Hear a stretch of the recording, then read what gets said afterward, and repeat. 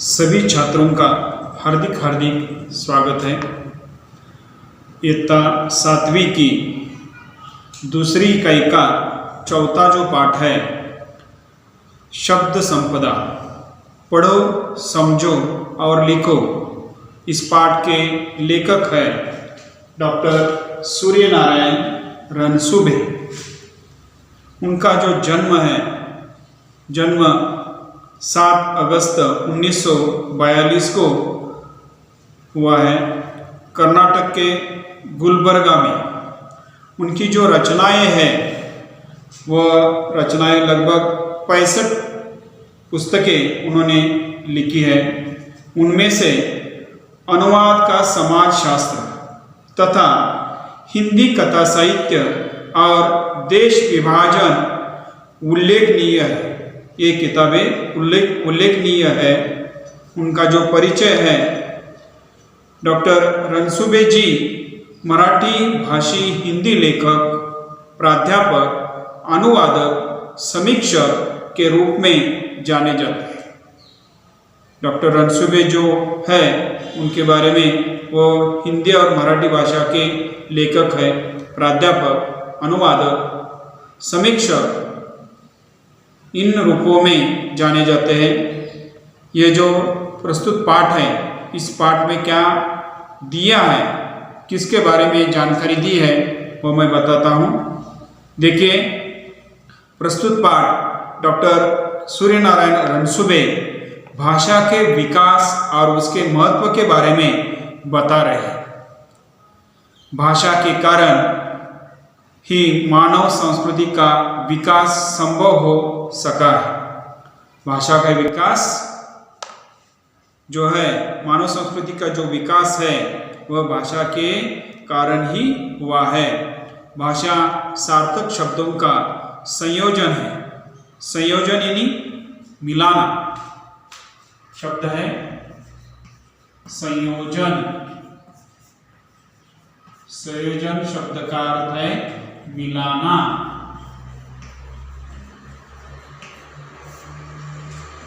देखिए आगे, संयोजन भाषा का सार्थक शब्दों में संयोजन है। भाषा में शब्दों का बहुत महत्व है। शब्दों का बहुत महत्व होता है। शब्द मनुष्य को ज्ञान से जोड़ते हैं, मनुष्यों को एक दूसरे से जोड़ते हैं, मनुष्य को हंसाते हैं।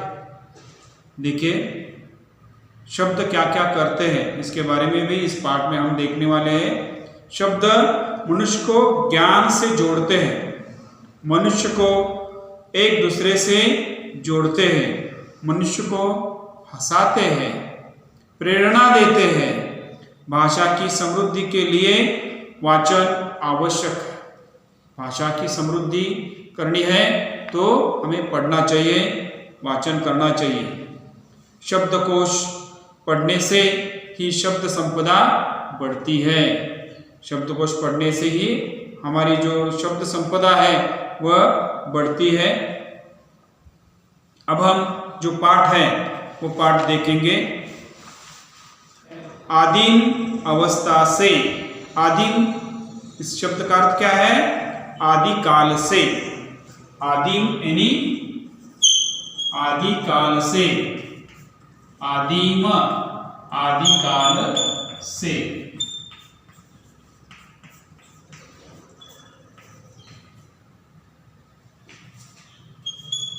या आदिकाल से या आदिकाल में। अवस्था से, आदिकाल की अवस्था से आधुनिक मनुष्य तक की विकास यात्रा का रहस्य किसमें है? आदिकाल में जो मनुष्य का रहस्य है वो किसमें बताया गया है? तो क्या इसका तुम्हें पता है? आप सभी लोगों को मालूम है आदिकाल में मनुष्य का विकास किस में लिखा है? यह आपको पता है क्या? नहीं है। अधिकांश लोग इसका उत्तर देते हैं कि अन्य प्राणियों की तुलना में मनुष्य का विकसित मस्तिष्क इस पूरी प्रगति व संस्कृति के मूल में है। देखिए क्या बताया है लेखक ने। अधिकांश लोग, सभी लोग अपनी किताब में देखे, अधिकांश लोग इसका उत्तर देते हैं, बहुत से लोग इसका उत्तर देते हैं कि अन्य प्राणियों की तुलना, मनुष्य यह भी एक प्राणी है, अन्य प्राणियों की तुलना में मनुष्य का विकसित मस्तिष्क इस पूरी प्रगति व संस्कृति में मिलते हैं। मनुष्य की ही संस्कृति में इसका विकास मिलता है। यह उत्तर अपूर्ण है, यह जो उत्तर है वह अपूर्ण है। पूर्ण उत्तर क्या है? तो देखिए, पूर्ण उत्तर यह है कि मनुष्य की प्रगति हुई, मनुष्य की प्रगति हुई है वह इसीलिए कि इस मस्तिष्क ने भाषा की खोज की। मनुष्य के मस्तिष्क ने, दिमाग ने क्या किया? भाषा की खोज की। भाषा की खोज करने के कारण ही मनुष्य की प्रगति हुई है। भाषा की सभी प्रगति की जड़ में है। भाषा ही मनुष्य की प्रगति के जड़ में है। दुनिया की सभी ज्ञान शाखाओं का विकास हुआ भाषा के कारण ही। दुनिया में जो कुछ ज्ञान की अलग अलग जो शाखाएं हैं, ज्ञान मिलते हैं, ज्ञान जिस जगह से हमें मिलता है वह उसका जो कारण है भाषा ही है। भाषा का अर्थ है सार्थक शब्दों का व्यवस्थित क्रमबद्ध संयोजन। सार्थक यानी योग्य। सार्थक इस शब्द का अर्थ है योग्य।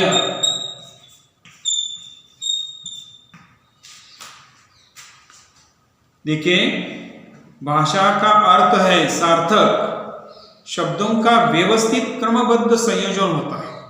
भाषा का जो अर्थ है वह सार्थक यानी योग्य शब्दों में क्रमबद्ध संयोजन होता है, तो ही हमें ज्ञान प्राप्त होता है, नहीं तो ज्ञान प्राप्त नहीं हो सकता। आगे देखें, शब्दों का यह संसार बड़ा विचित्र है। विचित्र यानी अनोखा। शब्दों का जो संसार है वह विचित्र है। विचित्र यानी अनोखा है। शब्दों का संसार विचित्र है, अनोखा है। शब्द की ताकत की ओर हमारा ध्यान कभी नहीं जाता। शब्द में जो कुछ ताकत है वह उस ताकत की ओर हमारा ध्यान नहीं जाता। शब्द ही मनुष्य को ज्ञान से जोड़ते हैं। शब्द जो होता है वह शब्द मनुष्य को ज्ञान मिलाने के लिए, ज्ञान प्राप्त करने के लिए ही जोड़ता है। शब्द ही मनुष्य को मनुष्य से जोड़ते हैं। शब्द जो होता है दूसरे मनुष्य को जोड़ने का प्रयास भी करता है शब्द, और शब्द ही मनुष्य को मनुष्य से तोड़ते भी है। देखिए, मनुष्य को मनुष्य से मिलाने का काम भी शब्द ही करता है, और मनुष्य से तोड़ने का काम भी शब्द ही करता है। विज्ञान की दृष्टि से तो अक्षर ध्वनि के चिन्ह है। विज्ञान की दृष्टि से देखा जाए तो भाषा में शब्द जो है वो चिन्ह दिखाई देते हैं। निर्जीव है जो चिन्ह है दिखाई देते हैं ना। निर्जीव यानी प्राणहीन, निर्जीव। लिखिए, आप सभी लोग अपनी कॉपी में लिखिए, निर्जीव प्राणहीन। जिसमें प्राण नहीं है ऐसे शब्द दिखाई देते हैं। मनुष्य ही उन्हें अर्थ देता है। जो शब्द होता है ना, अलग अलग शब्द है। ये खड़िया है, इसको इस खड़िया को हम खड़िया कहते हैं, मराठी में हम उसे कहते हैं कड़ू। ऐसे ही ये निर्जीव वस्तु है, फिर भी इसे अर्थ हम अलग अलग, मनुष्य अर्थ अलग अलग देता है। मनुष्य ही उन्हें अर्थ देता है, जीवंत बनाता है। जीवंत यानी इसका अर्थ क्या है बताओ? इसका अर्थ है जीवित।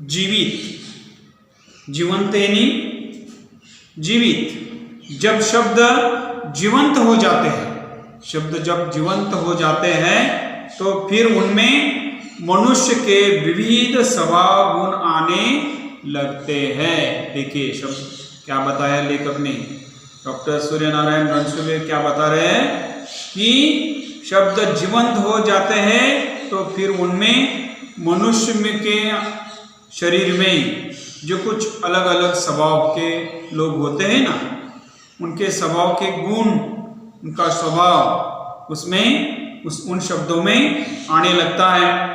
मनुष्य स्वभाव के जितने विभिन्न नमूने हैं, मनुष्य के स्वभाव के विभिन्न नमूने हैं, उतने ही शब्दों के स्वभाव के नमूने होते हैं, नमूने हैं। लेखक क्या बता रहे हैं? देखिए मनुष्य के स्वभाव में अलग अलग, मनुष्य का स्वभाव अलग अलग है, उसी प्रकार शब्दों के भी स्वभाव अलग अलग होते हैं। जैसे कुछ लोग औरों को हंसाने का काम करते हैं, कुछ लोग हंसाने का काम करते हैं, वैसे ही कुछ शब्द भी लोगों को हंसाते हैं, कुछ लोग लोगों को हंसाते हैं, कुछ शब्द लोगों को हंसाते हैं। जैसे कुछ मनुष्य औरों को हमेशा तकलीफ देते, तकलीफ देना, तकलीफ यानी परेशानी।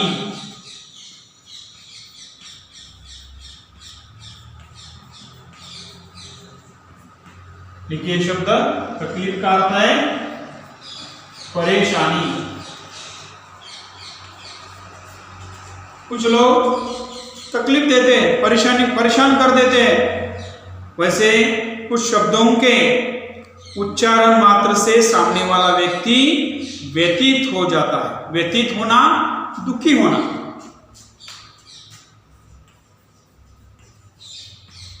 व्यतीत होना, इसका अर्थ है दुखी होना।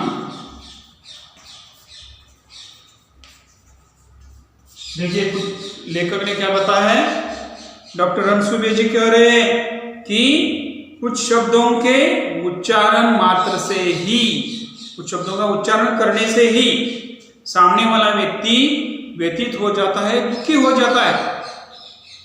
कई बार तो ऐसे शब्दों को सुनकर वो रोने भी लगता है। कुछ शब्दों का उच्चारण करने से लोग रोते भी हैं, कुछ शब्दों का उच्चारण करने से लोग हंसते हैं, रोते हैं। कुछ लोग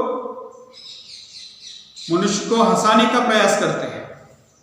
आगे देखिए, कुछ लोग बड़े प्रिय होते हैं, कुछ लोगों का उन लोगों से प्यार भी होता है, कुछ लोग प्यारे भी लगते हैं। वैसे ही कुछ शब्द भी बहुत प्रिय होते हैं, कुछ शब्द सभी लोगों को प्रिय लगते हैं, प्यारे लगते हैं, उन्हें बार बार सुनने की, गुनगुनाने की इच्छा होती है। कुछ शब्दों को हम गुनगुनाते भी हैं, सुनने की इच्छा भी होती है।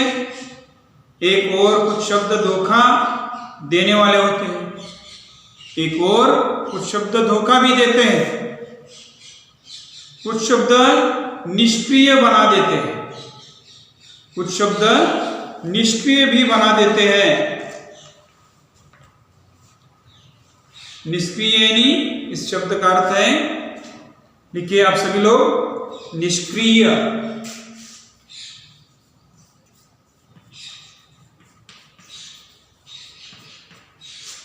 इसका अर्थ है कृतिहीन।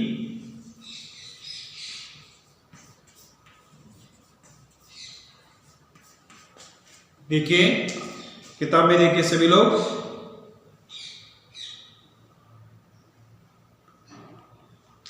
गुनगुना उन्हें बार बार सुनने की, गुनगुनाने की इच्छा होती है। एक और कुछ शब्द धोखा देने वाले होते हैं, कुछ निरर्थक होते हैं, तो दूसरी ओर कुछ शब्द बहुत सज्जन, सात्विक, सभ्य और सुसंस्कृत होते हैं।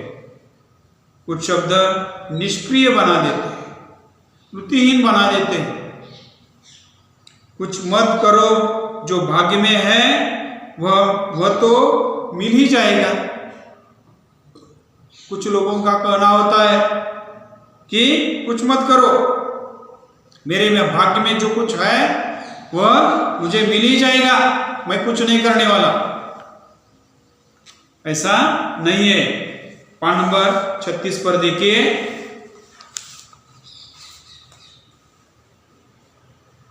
तो नहीं मिलेगा।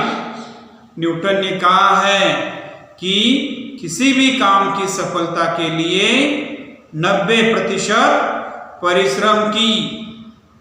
न्यूटन जो शास्त्रज्ञ होकर गया है, उन्होंने बताया है कि जो भी काम है वह काम कब सफल होता है कि सफलता के लिए 90% परिश्रम की आवश्यकता होती है, 5% बुद्धि की और 5% संयोग की। देखिए, जो भी काम है, आप जो कुछ पढ़ते हैं, लिखते हैं, ध्यान देकर देखते हैं, वह सब करने के लिए 90% परिश्रम की आवश्यकता होती है और 5% बुद्धि की आवश्यकता होती है और 5% संयोग की आवश्यकता होती है। यह सब इकट्ठा होने पर ही 100% हमारा काम पूरा हो सकता है। परंतु याद रखें, क्या याद रखें कि किसी भी काम को पूर्णत्व देने के लिए, पूर्णत्व यानी पूर्णता, लिखिए पूर्णत्व, पूर्णता। इस शब्द का अर्थ है पूर्णत्व यानी पूर्णता। किसी भी काम के पूर्णत्व के लिए 90% कठोर परिश्रम की जरूरत होती है। कौन सा भी काम कीजिए आप सभी लोग, आपका जो अभ्यास है या स्वाध्याय है, वह लिखने के लिए आपको परिश्रम करना ही पड़ता है। परिश्रम किए बिना कुछ भी काम पूरा नहीं होता। इसलिए आप सभी लोगों को परिश्रम की आवश्यकता है। ऐसे शब्द जो हमें निष्क्रिय कर देते हैं, करते रहते हैं, देखिए ऐसे शब्द जो है हमें निष्क्रिय कर देते हैं, करते रहते हैं। निष्क्रिय यानी कृतिहीन, हमें कौन सी भी कृति पूरी नहीं करने देते। उन्हें हमें अपने जीवन व्यवहार से निकाल बाहर करना चाहिए। जो ऐसे शब्द होते हैं, उन शब्दों को हमें अपने जीवन से निकालकर बाहर फेंकना है।